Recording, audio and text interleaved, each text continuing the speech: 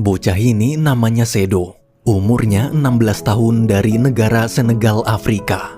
Sedo bersama ibu serta adik-adik perempuannya hidup sederhana. Sebagai anak laki-laki satu-satunya, demi bisa mengangkat derajat keluarga, Sedo yang punya bakat di bidang musik bercita-cita suatu hari nanti ingin berkarir di Eropa. Tanpa sepengetahuan sang ibu, setiap libur sekolah dia dan sepupunya yang bernama Musa diam-diam kerja jadi kuli bangunan untuk menabung agar bisa berangkat merantau ke Eropa. Malam hari sesuai tradisi suku di sana, Sedo bersama keluarganya menghibur warga setempat dengan memainkan gendang dan tarian tradisional.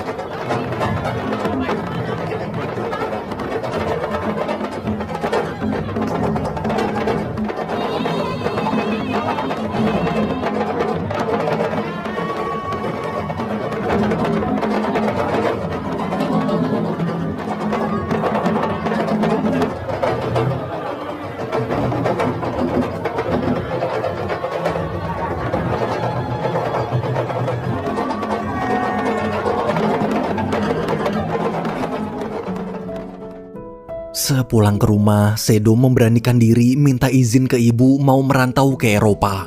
Dia yakin dengan memperkenalkan musik tradisional Senegal di negara-negara Eropa, dia pasti bisa jadi orang sukses. Namun ibu langsung melarang. Perjalanan menuju Eropa sangat berbahaya. Sudah banyak teman-teman ibu yang meninggal gara-gara pergi ke sana. Meski Sedo terus memohon, tapi ibu tetap tak merestui. Pokoknya nggak boleh ke Eropa, titik. Kalau mau bantu cari uang, bantu aja ibu dagang di pasar. Ngeliat emaknya marah-marah, Sedo minta maaf terus tidur. Keesokan paginya, waktu mau berangkat sekolah bareng Musa, gara-gara kejadian semalam, si Musa jadi ikut kena semprot dimarahin juga. Ibu terus ngomel-ngomel sambil bilang ibu cuma gak mau kalian berdua kenapa-kenapa. Tuh bocah berdua pun pura-pura nurut. Di jalan mereka berantem. Musa kesal ngapain Sedo izin, padahal kita udah sepakat mau pergi diam-diam. Jika sampai gagal ke Eropa, perjuangan kita selama 6 bulan ngumpulin duit bakalan sia-sia. Mendengar itu, Sedo minta maaf. Dia hanya tak ingin pergi tanpa restu sang ibu. Bagaimanapun juga, surga tetap di telapak kaki ibu.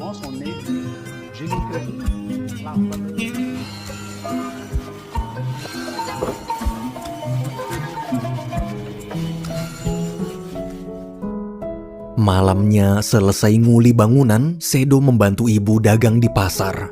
Sambil jaga lapak, Sedo dan Musa iseng nulis lirik lagu.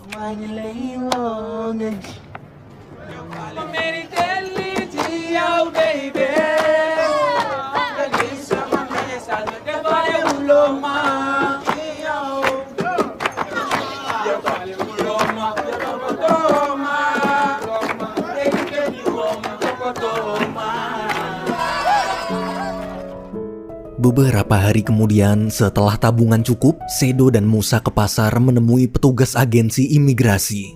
Melihat ada 2 bocil mau nekat pergi ke Eropa, si petugas melarang. Dengan tegas dia mengingatkan perjalanan ke sana sangat berbahaya. Lagian negara Eropa juga tak seindah yang kalian bayangkan. Banyak imigran di sana kelaparan dan tidur di jalanan. Daripada mati konyol, lebih baik kalian tetap di sini. Namun meski sudah diingatkan, karena Musa tetap keras kepala, petugas marah lalu mengusir mereka berdua. Setelah mendengar cerita barusan, Sedo jadi ingin mundur. Musa pun berusaha meyakinkan, ingatlah semua perjuangan kita selama 6 bulan ngumpulin uang. Eropa sudah menunggu kita. Bayangkan bila impian kita jadi musisi terkenal terwujud dan kaya raya, ibu pasti bangga. Seketika semangat Sedo kembali. Mereka berdua lalu mencari agensi imigrasi lain. Besoknya biar lebih yakin, Sedo sama Musa minta nasihat ke dukun. Abis disembur, si dukun nyuruh berdoa ke kuburan para leluhur sekalian minta restu. Mendengar perintah si dukun, tuh bocah berdua nurut. Assalamualaikum sunuman. Ngayon fi pour sàkku si ay ñaan. Ndax dañuy waaj a dem. Te loolu tamit neexul di dem tàgguwuñu leen. Malam hari sebelum besok berangkat, Sedo menyempatkan diri berkumpul bersama keluarga. Malam itu dia terus memandangi wajah sang ibu.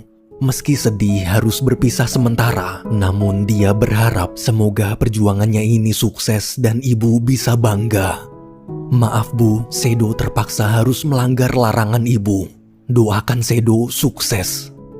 Saat semua tidur, Sedo diam-diam mengemasi baju, kemudian berangkat.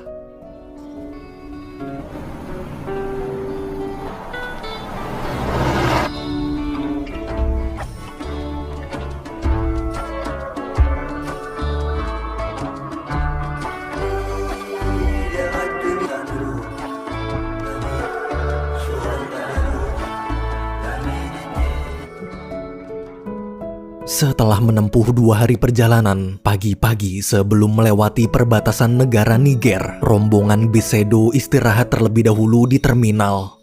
Selama istirahat, karena masih di bawah umur dan belum punya paspor, biar bisa lewat perbatasan, mereka berdua bikin paspor ilegal. Siangnya bis melanjutkan perjalanan. Waktu sampai di negara Niger, polisi penjaga perbatasan memeriksa paspor penumpang satu persatu. Namun saat giliran Sedo dan Musa, paspornya ketahuan palsu. Polisi pun mengancam mau dipenjara atau bayar $50. Mau gak mau mereka terpaksa membayar.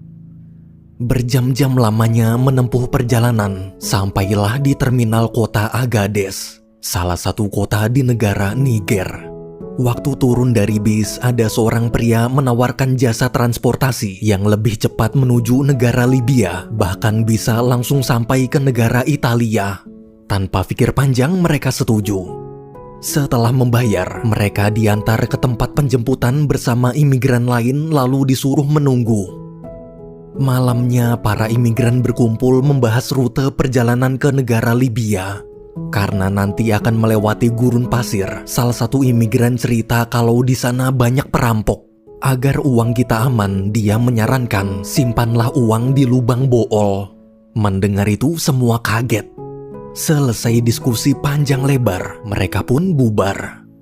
Besok paginya selesai belanja perlengkapan untuk perjalanan nanti. Karena nggak mau uangnya dicuri perampok, Musa mengikuti saran pria semalam. Di toilet, Musa menyembunyikan uangnya di bool. Malam harinya, Sedo, Musa, serta para imigran berangkat menuju Libya naik mobil bak.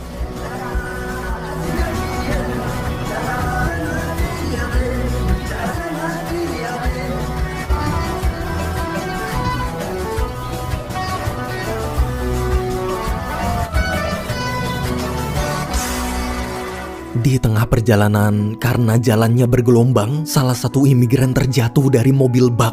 Tapi bukannya berhenti, si supir malah terus jalan, meninggalkannya sendirian.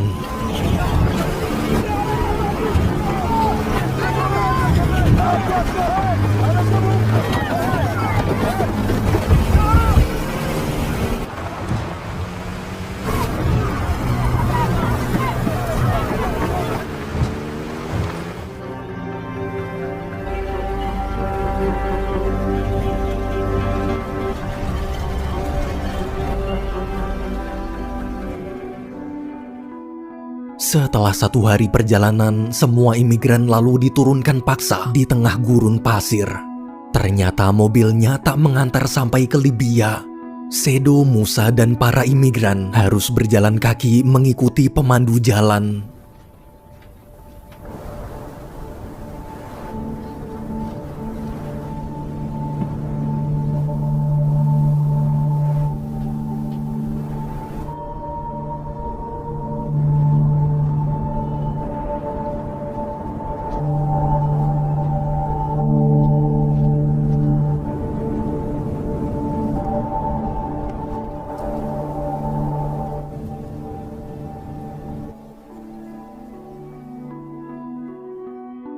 Akibat dehidrasi parah, ada ibu-ibu tak sanggup lagi berjalan. Waktu mendengar ada yang minta tolong, Sedo bergegas menghampiri. Namun meski sudah diberi minum, si ibu masih tetap kelelahan, bahkan pingsan. Saat Musa teriak, rombongan sudah semakin jauh, Sedo pun dilema. Dia tak ingin membiarkan si ibu mati di tengah gurun, tapi dia juga takut tertinggal rombongan. Sambil menahan perih, Sedo minta maaf lalu pergi meninggalkan si ibu. Malam hari, akhirnya mereka semua sampai di negara Libya. Namun tiba-tiba polisi penjaga perbatasan menghadang dan merampas seluruh uang mereka.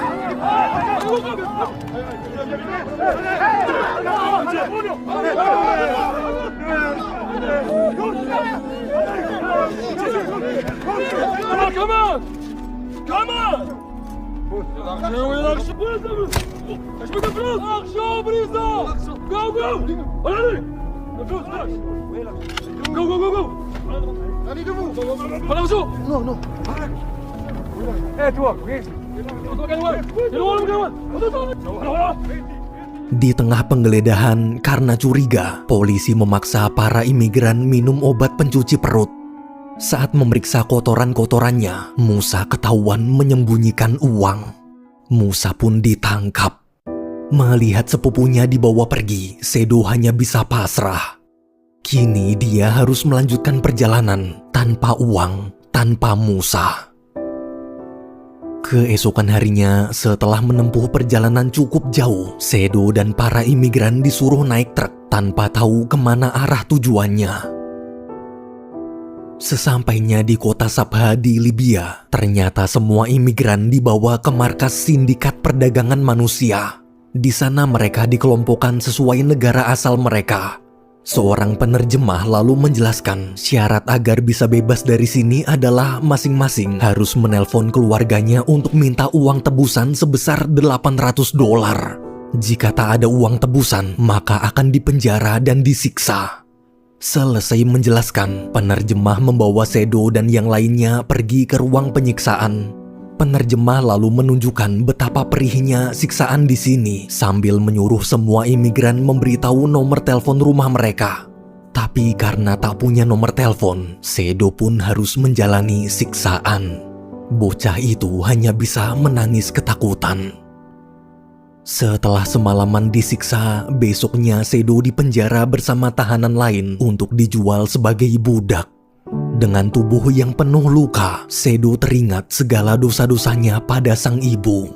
Saat sedang merenung, ada pria tua menyapa. Sedo lalu curhat, dia menyesal telah menjadi anak yang durhaka. Dia rindu ibu, rindu mendengar omelannya, rindu melihat tawanya. Pasti sekarang ibu sangat mengkhawatirkannya. Jika Allah memberinya kesempatan, dia ingin sekali menemui ibu dan bersujud meminta maaf. Ketika tidur, karena Sedo terus-menerus mengigau memanggil-manggil nama ibunya, seorang pria bernama Martin kasihan dan berusaha menenangkan. Martin lalu memberi minum dan memperlakukan Sedo seperti anaknya sendiri. Keesokan harinya, salah satu anggota sindikat mencari imigran yang bisa kerja jadi tukang bangunan untuk dijual sebagai budak. Demi bisa keluar dari penjara, Martin mengajak Sedo mengajukan diri. Waktu proses pemilihan, ada pembeli yang tertarik dengan Martin. Namun karena tak ingin meninggalkan Sedo, Martin minta Sedo dibeli juga. Alhamdulillahnya si pembeli setuju. Sedo dan Martin kemudian dibawa ke suatu rumah mewah milik bos si pembeli. Selesai menjelaskan apa aja yang harus dikerjakan, mereka berdua disuruh makan dan istirahat terlebih dahulu sebelum mulai kerja.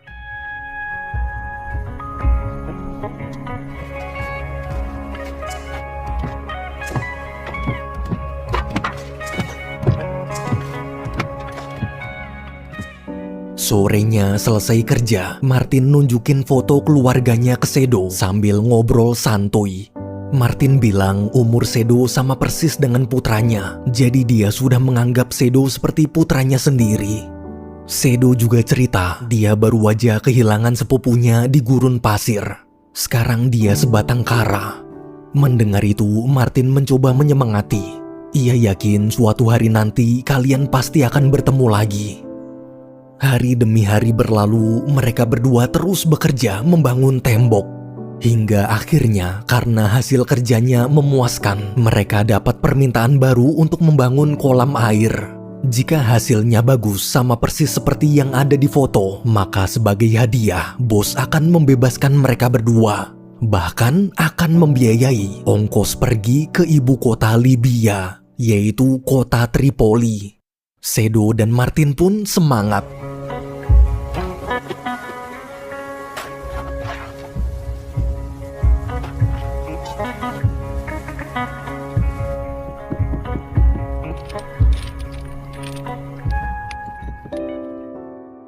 Beberapa hari kemudian, setelah kolam air mancurnya selesai, bos datang ingin melihat. Alhamdulillah hasilnya memuaskan. Sesuai kesepakatan, Sedo dan Martin dibebaskan. Esok hari mereka berdua berangkat menuju ibu kota Tripoli. Saat sampai, karena tujuan mereka berbeda, Martin dan Sedo memutuskan berpisah. Martin melanjutkan perjalanan ke Italia duluan, sementara Sedo akan mencari Musa di pemukiman warga Senegal. Sebelum berpisah, Sedo memeluk Martin. Ia sangat berterima kasih. Berkat Martin, dia bisa selamat dari sindikat perdagangan manusia. Martin juga mendoakan semoga Sedo bisa secepatnya bertemu Musa. Mereka berdua lalu berpisah. Hari demi hari, Sedo terus mencari Musa di seluruh pemukiman warga Senegal yang tinggal di Tripoli. Meski masih belum ketemu, tapi Sedo yakin suatu saat nanti pasti Musa akan sampai ke sini. Assalamualaikum. Ibrahim. Sénégalais. Bu tudd Moussa. Waalaikumsalam. Ça va? Ça va. Collé. Xanaa nga seet tranquille rek. Non non.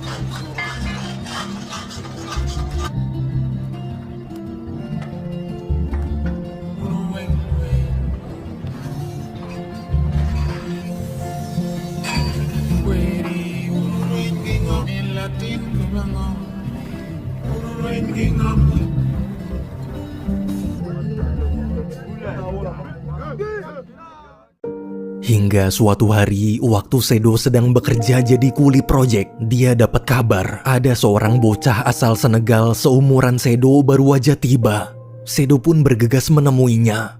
Ternyata itu benar-benar Musa. Sedo langsung memeluknya. Ia tak menyangka akhirnya bisa bertemu lagi. Musa cerita dia berhasil kabur dari penjara, tapi kakinya tertembak. Musa yang trauma dan tak sanggup lagi berjalan mengajak pulang ke Senegal. Sedo pun berusaha menyemangati. Ingatlah semua perjuangan kita sampai detik ini. Tinggal selangkah lagi kita bisa mewujudkan impian kita pergi ke Eropa. Mendengar itu, Musa mulai tenang. Sedo lalu membawa Musa menemui dokter kenalannya yang bekerja di proyek juga. Saat diperiksa agar tak infeksi, dokter meminta Sedo segera membeli antibiotik dan obat pereda nyeri di tukang cukur.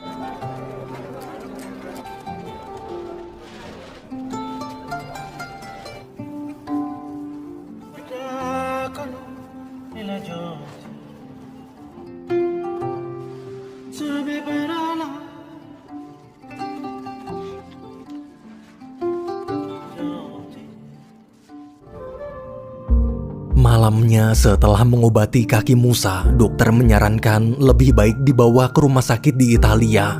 Meski sudah diberi pertolongan pertama, tapi tetap harus dioperasi. Jika terlambat, resikonya kaki Musa bisa diamputasi. Sedo pun khawatir. Besoknya dia menemui agensi imigrasi di dekat pantai. Namun waktu ingin membayar, uangnya nggak cukup. Awalnya Sedo ditolak, tapi karena terus memohon, si petugas akhirnya mau membantu. Asalkan Sedo harus mengemudikan kapalnya sendiri. Jadi dia akan memberikan secara cuma-cuma sebuah kapal sederhana apa adanya dan Sedo harus membawa semua penumpangnya berlayar ke Italia. Mendengar tawaran itu demi keselamatan sepupunya, Sedo setuju. Petugas lalu menunjukkan kapalnya sambil menjelaskan panjang lebar tentang cara mengemudikan kapal. Sedo cukup berjalan lurus terus aja, mengikuti kompas ke arah utara, nanti lama-lama juga sampai ke Italia. Malamnya di pelabuhan, ketika sedang menunggu hari keberangkatan, Sedo merenung sambil memandangi para imigran yang tertidur pulas. Tuh bocah kena mental. Ia khawatir bila dia gagal mengemudikan kapal, maka semua orang di sini bisa mati tenggelam. Karena merasa tak sanggup menanggung beban, besoknya Sedo menemui petugas lagi untuk mengundurkan diri. Si petugas nggak peduli. Sesuai kesepakatan awal, pokoknya Sedo harus jadi kapten kapalnya. Sedo pun istighfar. Malam harinya setelah semua siap, Sedo, Musa, serta seluruh imigran berangkat menuju Italia melewati Laut Mediterania.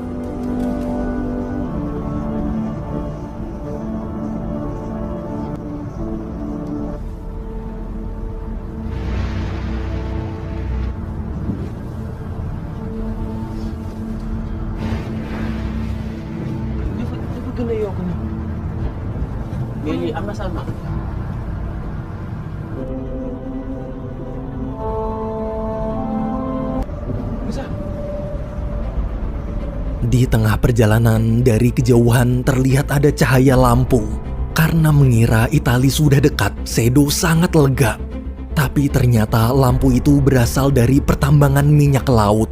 Sedo dan Musa kecewa. Keesokan harinya, ada ibu hamil penumpang kapal tiba-tiba kesakitan mau melahirkan. Sebagai kapten kapal, Sedo berusaha menenangkan. Bersabarlah, ibu pasti akan baik-baik aja. Ia tak akan membiarkan satu penumpang pun mati. Saat Sedo menelpon polisi Libya dan meminta mengirim bantuan karena lokasinya berada di dekat wilayah perairan Itali, polisi Libya menyuruh Sedo menunggu. Mereka akan menghubungi pihak polisi penjaga perbatasan Itali untuk mengirim bantuan. Mendengar itu, Sedo menurut.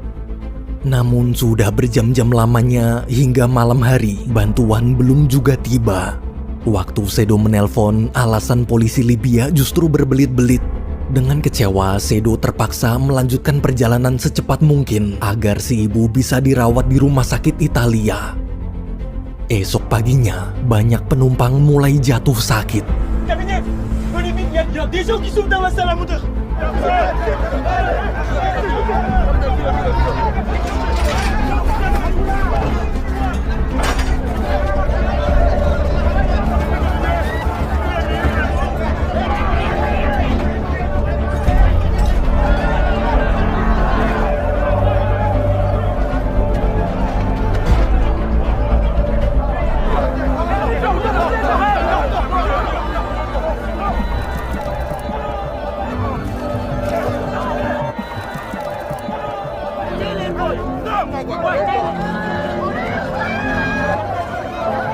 Di saat bersamaan, si ibu mendadak ingin melahirkan. Tapi karena semua berebut air minum, situasi jadi kacau. Sebagai kapten, Sedo berusaha terus menenangkan para penumpang. Dia teriak, "Tenanglah, kita semua pasti selamat. Pasti. Yakinlah, Allah bersama kita."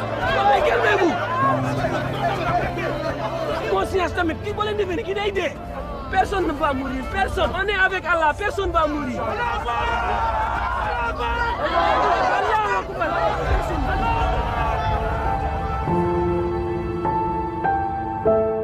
Tiga hari berlalu, setelah sekian lama mengarungi laut, akhirnya kapal sampai di wilayah perairan Itali. Si ibu juga terlihat sudah melahirkan dengan selamat. Paginya, daratan Italia mulai terlihat. Sedo dan seluruh penumpang pun bersorak gembira.